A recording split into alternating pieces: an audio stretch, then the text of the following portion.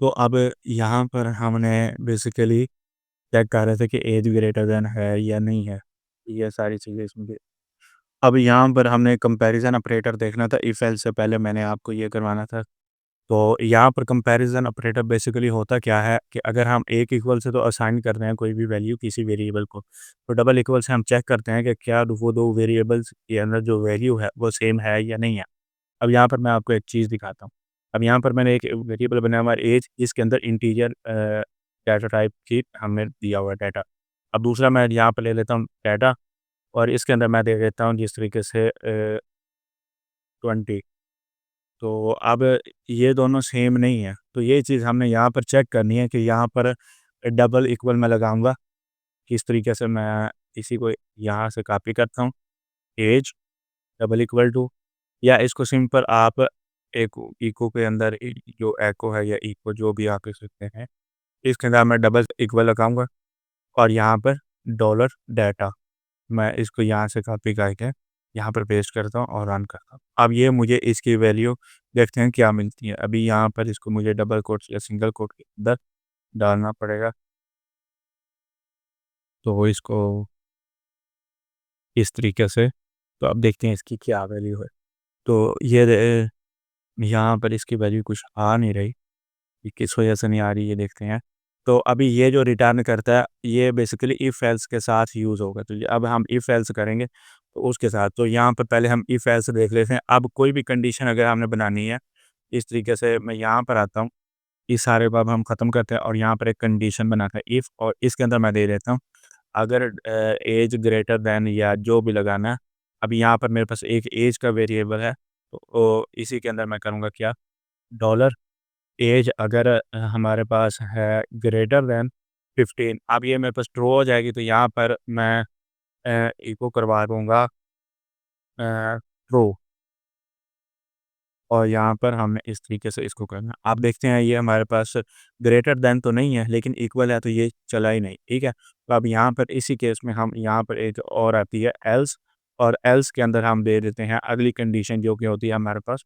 मैं कुछ भी दे सकता हूँ, जो भी देना चाहूँ यहाँ पर, तो मैं बस समझाने के लिए ट्रू या फॉल्स दे रहा हूँ। यहाँ पर मैं लेके आता हूँ फॉल्स। अब इसको यहाँ पर रन करेंगे तो ये हमारे पास फॉल्स आएगा। तो इस तरीके से अगर लेकिन मैं यहाँ पर ग्रेटर दैन या इक्वल टू लगा दूँ, तो अब ये मेरे पास ट्रू आ जाएगा क्योंकि ये ग्रेटर दैन तो नहीं है लेकिन इक्वल है। तो ये मुझे राइट साइड पे लगाना था यहाँ पर, तो ये अब चलेगा। तो आप देखते हैं तो ये मेरे पास यहाँ पर इसका ट्रू आ जाएगा, ठीक है। तो इस तरीके से हम इसमें चीज़ें और अच्छे तरीके से देख सकते हैं, और कंडीशन बहुत ज़्यादा यूज़ होता है। अगर ये आपको अच्छे तरीके से आ जाता, तो आप इसमें 90 टू 80% अपने प्रोजेक्ट में आप ईज़िली एक्सप्लेन कर सकते हैं क्या हो रहा है। अब ये तो था greater than and equal to. अब इसी तरीके से अगर मैं यहाँ पर दे देता हूँ 20, अब 15 20 से छोटा है, तो यहाँ पर मैं लेस देन लगा सकता हूँ या लेस देन इक्वल टू लगा सकता हूँ यहाँ पर। अच्छा, कुछ स्टूडेंट गलती करते हैं तो वो यहाँ पर लगा देते हैं इक्वल टू, इस तरीके से नहीं करना। जो इक्वल टू या जो भी इसके साथ अगला ऑपरेटर लगाना वो आपने राइट साइड पर ऐड करना। अब 15 25 से छोटा है, तो यहाँ पर मुझे यह फॉल्स देगा, सॉरी ट्रू देगा, क्योंकि ये कंडीशन 15 ये लेस देन का साइन है तो ये ट्रू हो गया। अगर यहाँ पर मैं इक्वल दे देता हूँ यानी कि इक्वल, तो ये फिर भी मुझे ट्रू देगा क्योंकि वो इक्वल नहीं है लेकिन वो लेस देन तो है ना। तो ये इस तरीके से काम करता है। उसके बाद हमारे पास अब ये जो ऑपरेटर्स हैं इसी तरीके से आसान तरीके से मैं आपको समझा सकता हूँ। अब इसके अंदर हमारे पास डबल इक्वल टू होता है, और ये डबल इक्वल टू क्या करता है, अब इसको मैं यहाँ से कॉपी करता हूँ। ये बेसिकली हमारी वैल्यूज़ को मैच करने के लिए यूज़ होता है। अब मैंने यहाँ पर डबल इक्वल लगवाया, तो यहाँ पर अगर 25 मैंने दिया, तो ये कभी भी ट्रू नहीं होगा, 15 और है और 25 अलग नंबर है, तो यहाँ पर मुझे फॉल्स मिला। लेकिन यहाँ पर अगर 15 लगा दूँ, तो ये मुझे ट्रू मिल जाएगा क्योंकि ये दोनों बराबर हैं, वो भी 15 है और ये भी 15 है। लेकिन अब यहाँ पर मैं डबल कोट के अंदर 15 लिख दूँ, ये स्ट्रिंग है और ये इंटीजर का नंबर है, तो अब देखते हैं आंसर क्या आता है। तो ये अभी भी मुझे ट्रू दे रहा है, जो कि गलत है। तो ये क्यों ट्रू दे रहा है? क्योंकि यहाँ पर देखें ये हमारे पास स्ट्रिंग डाटा टाइप है और ये हमारे पास इंटीजर डाटा टाइप है। तो इसी केस को उन्होंने ठीक करने के लिए उन्होंने एक तीसरा बनाया हुआ है, जो कि करता क्या है कि तीसरा इक्वल टू हमारा चेक करता है कि क्या इसकी डाटा टाइप भी सेम है। अगर हम डबल इक्वल लगाएँगे, तो वो सिर्फ़ चेक करेगा कि क्या ये नंबर जो यानी कि ये वैल्यू है, ये सेम है। अगर सेम होगी तो वो ट्रू दे देगा। लेकिन जब हम थर्ड इक्वल लगाते हैं तो वो चेक करता है क्या नंबर भी सेम है, यानी कि जो वैल्यू है वो सेम है और उसके साथ क्या कि डाटा टाइप भी सेम है या नहीं है।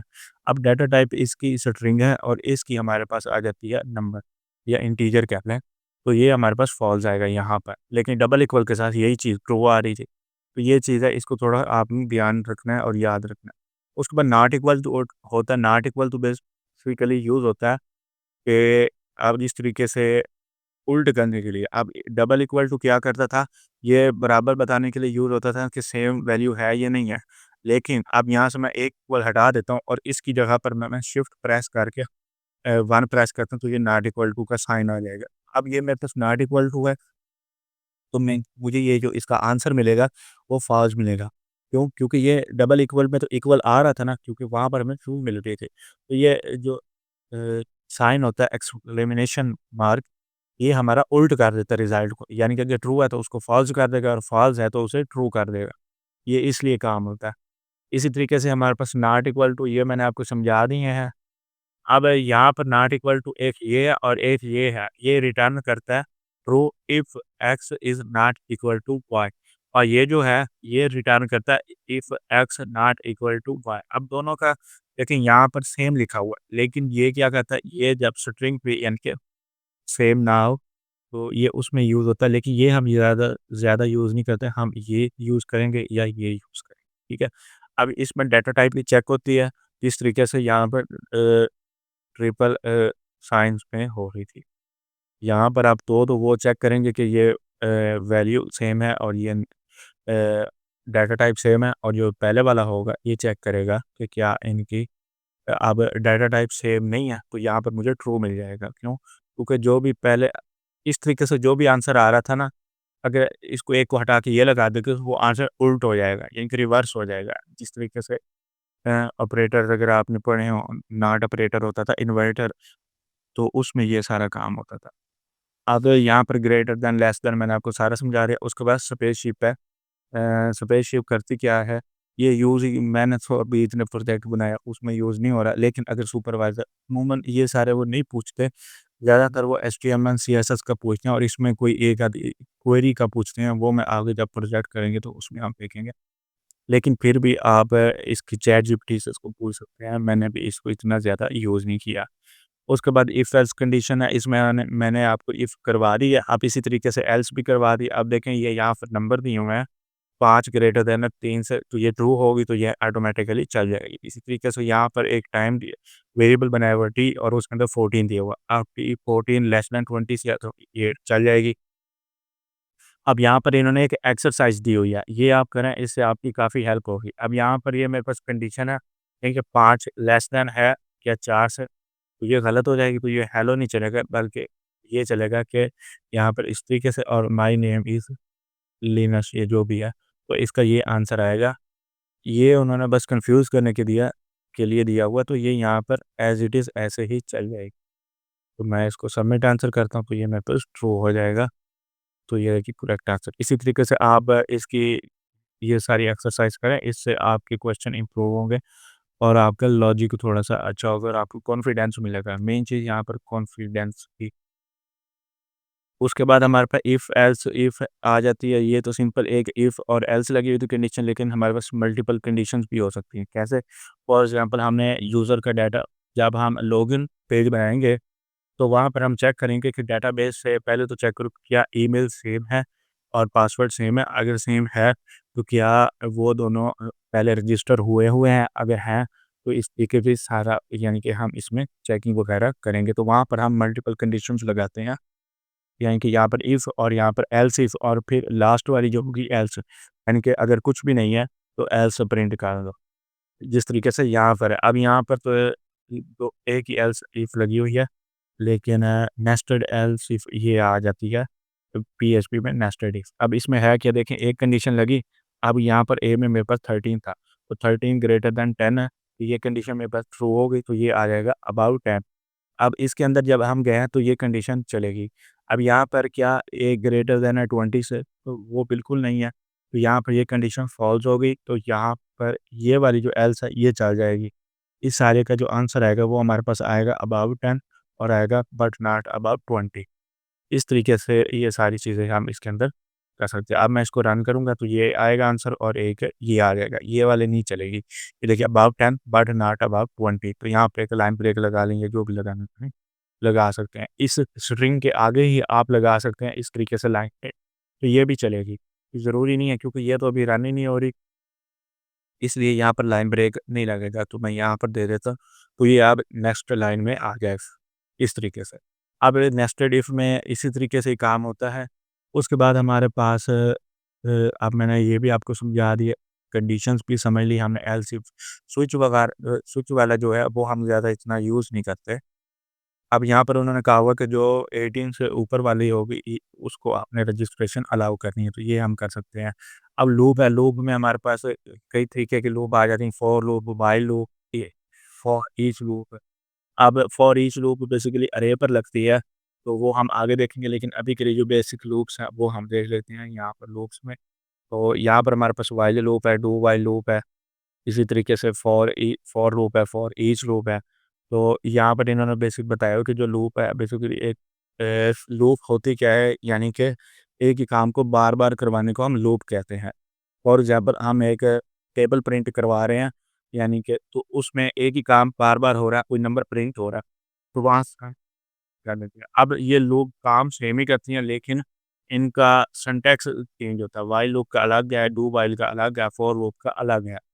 अब यहाँ पर इनके ये सिंटैक्स देखने के लिए सबसे पहले हम सबसे ज़्यादा ये यूज़ होगी वो फॉर लूप होगी, या व्हाइल लूप हम थोड़ी बहुत यूज़ करेंगे। अब व्हाइल में होता क्या है सिंटैक्स, कि हम व्हाइल ही लिखते हैं, अब ये कीवर्ड है और उसके आगे पैरेंथेसिस के अंदर हम अपनी कंडीशन लिखते हैं, और जब वो कंडीशन ट्रू होगी तो हमारा कोड रन हो जाता है। यहाँ पर इन्होंने एक एग्ज़ाम्पल दी होगी, ये एग्ज़ाम्पल है, मैं इसी को यहाँ से कॉपी करता हूँ। मैं यहाँ से एग्ज़ाम्पल इसलिए कॉपी कर रहा हूँ क्योंकि मैं टाइम बचाना चाहता हूँ, कि ज़्यादा से ज़्यादा टाइम मैं चाहता हूँ कि हमारा प्रोजेक्ट बनाने में लगे। तो यहाँ पर सिर्फ़ मैं आपको चीज़ें समझा रहा हूँ, इम्प्लीमेंट मैं आपको कोड में करके दिखाऊँगा। यहाँ पर आप देखें, आइए हमारे पास एक वेरिएबल है जिसके अंदर एक वैल्यू, एक इंटीजर दी हुई है। उसके बाद हमने चेक किया कि आई की वैल्यू लेस दैन 6 है, तो ये ग्रेटर दैन यानी कि ट्रू हो जाएगी। तो यहाँ पर मेरे को प्रिंट हो जाएगा आई, और आगे हमने इंक्रीमेंट भी करना है। अगर इंक्रीमेंट नहीं करते तो वही लूप चलती रहेगी, 1 तो बराबर होगा, लेकिन कहीं पर रोकनी भी तो है ना लूप, कहीं पर ब्रेक भी तो लगानी है, तो इसलिए हम हर बार इंक्रीमेंट कर देते हैं। अब ये हमारे पास प्लस प्लस इंक्रीमेंट के लिए होता है, इसी तरीके से माइनस माइनस डिक्रीमेंट के लिए होता है। बस यही 2 यूज़ होते हैं, मल्टीप्लाई यूज़ नहीं होता। अब इसको मैं अगर रन करूँ, तो ये मेरे पास 1 से आगे 5 तक चलेगा। तो यहाँ पर मैं लाइन ब्रेक दे सकता हूँ, इस तरीके से मैं डबल कोट और इसके अंदर यहाँ पर बीआर। अब इसको मैं रन करूँगा तो ये मुझे हर बार में इसी तरीके से हम इसके अंदर क्या कहते हैं वेरिएबल बना कुछ भी कर सकते हैं काम, जो भी हमने करना चाहते हैं तो अभी इसके अंदर मुझे वैल्यू नहीं मिल रही, मैंने कोई गलती कर दी आई थी। स्ट्रिंग कॉन्कैटिनेशन हम देखेंगे, अगर इसमें अभी तो नहीं हो, आप देखें सही हो गया, तो डॉट के साथ हम तो स्ट्रिंग यानी कि अलग डाटा टाइप को स्ट्रिंग के साथ कॉन्कैट कर सकते हैं, यानी कि जोड़ सकते हैं। तो यहाँ पर कुछ इस तरीके से ये चल रहा है। अब इसी तरीके जो फॉर लूप का सिंटैक्स होता है वो सेम होता है, लेकिन उसमें ये होता है कि हम यहाँ पर पहले कंडीशन देते हैं, और जैसे ही वो कंडीशन के अंदर ही सारा काम देते हैं, जिस तरीके से हम देते हैं यहाँ पर, मैं एक वेरिएबल यहाँ पर भी बना सकता हूँ और बाहर भी बनाकर यहाँ पर ला सकता हूँ। जिस तरीके से मैंने यहाँ पर दिया ऐज इज़ इक्वल टू 1, और या इस तरीके दे रहे थे, और यहाँ पर अब मैं दूँगा कंडीशन अपनी। इसमें बेसिकली इसको समझने के लिए आप ये समझें कि सबसे पहले इनिशियलाइज़ेशन, मैं इसको ये दे देता हूँ। उसके बाद दूसरा काम जो इसमें होगा वो होगा कंडीशन, या चेक कह लें इसे आप, और थर्ड जो होगी वो होगी चेंज। ठीक है? ये किस तरीके से फॉर लूप को समझने का आसान तरीका ये है। अब इसमें क्योंकि वीएस कोड में नहीं कर रहा, तो ये खुद ही हर चीज़ नहीं चलेगा, मुझे खुद ही लिखना पड़ता है यहाँ पर। तो यहाँ पर सबसे पहले हम इनिशियलाइज़ करेंगे अपना वेरिएबल, ये जो भी होगा, ठीक है? उसके बाद कंडीशन आएगी यहाँ पर दूसरे नंबर पर। कंडीशन चेक करेगी कि क्या वो कंडीशन ट्रू है या फ़ॉल्स है, मैच कर रही है या नहीं कर रही। तो जब ये हो जाएगी तो हम चेंज कर देंगे, क्योंकि एक ही अगर वे नंबर चलता रहेगा तो वो कंडीशन ट्रू होती रहेगी हर बार, वो चलता रहेगा, लूप कभी रुकेगी नहीं, तो इनफ़ाइनाइट लूप हो जाएगी। इसलिए हम यहाँ पर चेंज का यूज़ करते हैं। अब इसको तो मैंने आपको सिंपल समझाया, अब यहाँ पर हम एक वेरिएबल बनाते हैं, जिस तरीके से मैं एज बना देता हूँ इज़ इक्वल टू दे देते हैं 10। अब यहाँ पर कॉलन लगाने हैं, सेमीकोलन। अब यहाँ पर कंडीशन लगानी है, तो कंडीशन लगाने के लिए मैं करूँगा ऐज। अब अगर मैं कह देता हूँ ऐज लेस देन है 18 से, तो तभी चले, तो ये कंडीशन अभी के लिए तो ट्रू हो रही है। तो अब यहाँ पर मैंने इंक्रीमेंट भी तो करना है, यहाँ पर मैं इंक्रीमेंट कर दूँगा ऐज प्लस प्लस, ठीक है? अब यहाँ पर आके जो भी आपने कोड ये लूप यानी कि जब एग्ज़ीक्यूट होगी, तो जो भी कोड आपने इसमें रन करवाना है, वो करवा सकते हैं। इस तरीके से मैं करवा देता हूँ देखो, और ऐज ही करवा देते हैं। और यहाँ पर एक बीआर दे देते हैं डॉट डालकर, यहाँ पर बीआर एचटीएमएल वाला। मैं इसको यहाँ से कट कर लेता हूँ और डबल कोट्स के अंदर इसको हम यहाँ से रन कर देते हैं। तो अब यहाँ पर मुझे ये 17 तक ही चलेगी बस।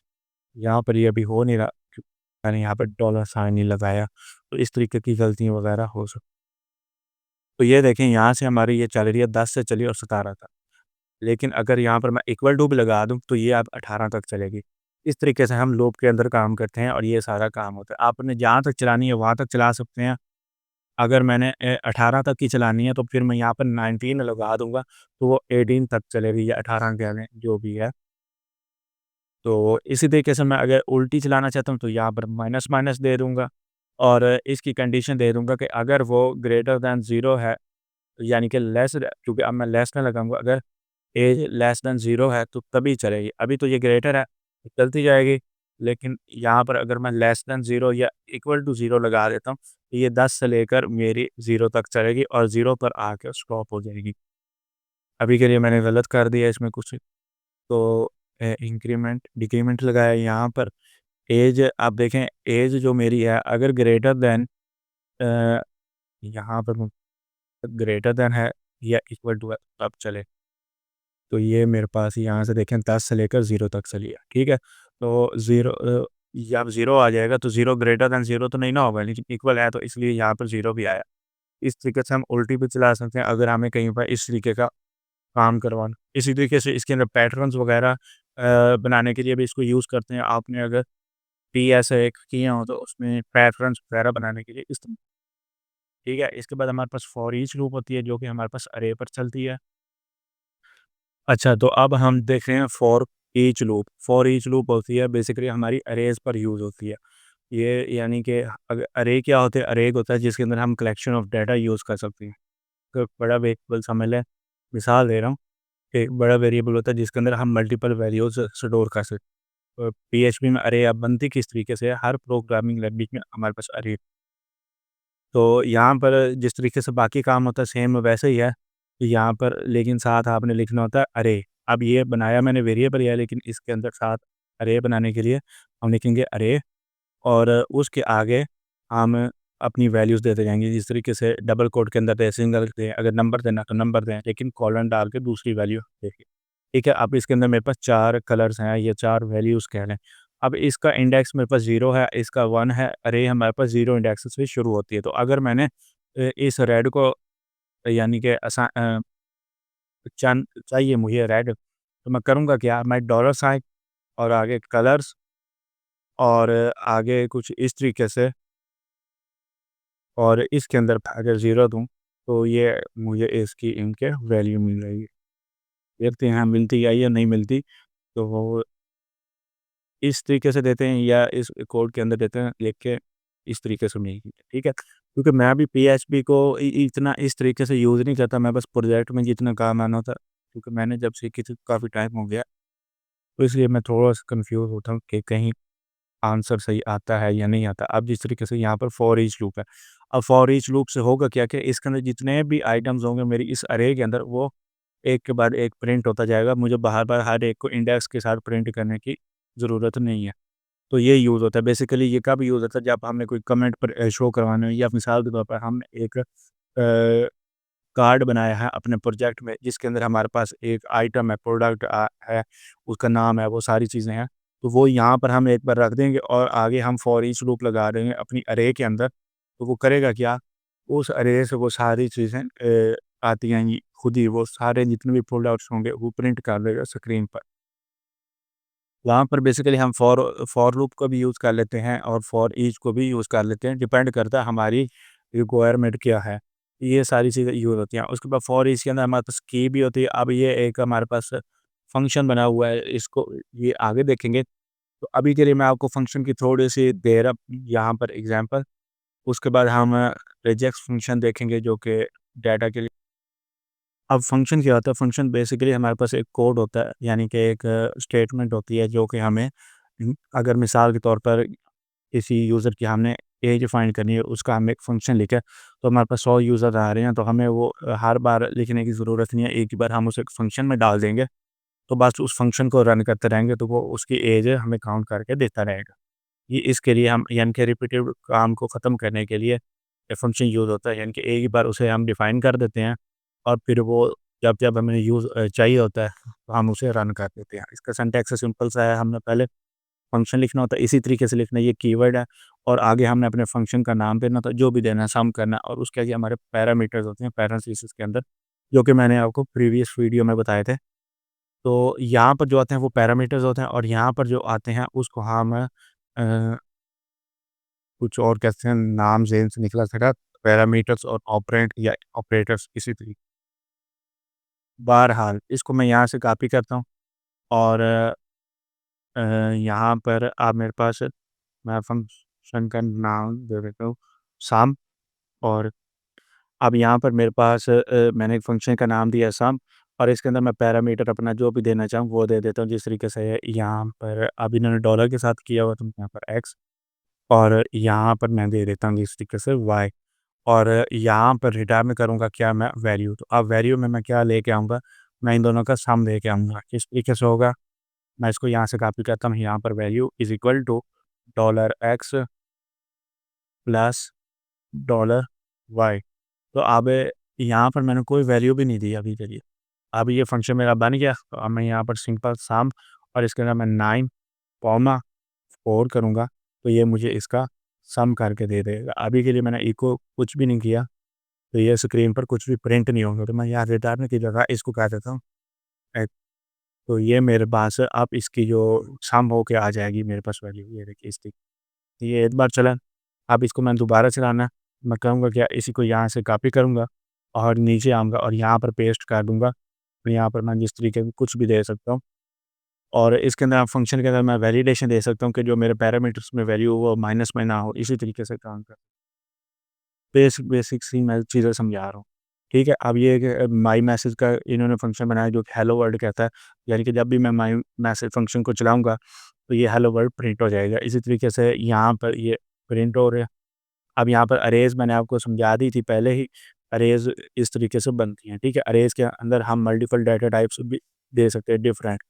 अब ये मेरे पास एक स्ट्रिंग डाटा टाइप है, ये इंटीजर डाटा टाइप है और ये एक अलग अरे है, अरे के अंदर अरे है, तो ये भी हम कर सकते हैं, ठीक है? उसके बाद हम काउंट कर सकते हैं, काउंट से होता क्या है कि ये हमें बता देता है कि कितनी वैल्यूज़ इसके अंदर है हमारे पास। तो यहाँ पर 3 आइटम्स है मेरे पास बेसिकली, यहाँ पर ये वैल्यू आ जाएगी 0, 1, 2 3 आइटम्स होंगी, तो ये आ जाएगा, ठीक है? इस तरीके से काम होता है। अब यहाँ पर फॉर्म है, अब आगे हमने देखनी है फॉर्म वैलिडेशन। तो ये मैं इंशाल्लाह अगली वीडियो में आपको समझाऊँगा। अभी के लिए हमने जो कर लिया लूप्स करनी है, उसके बाद हमने फंक्शंस के बेसिक कर लिया है काम, उसके बाद फॉर्म हैंडलिंग अब हम नेक्स्ट वीडियो में देखेंगे।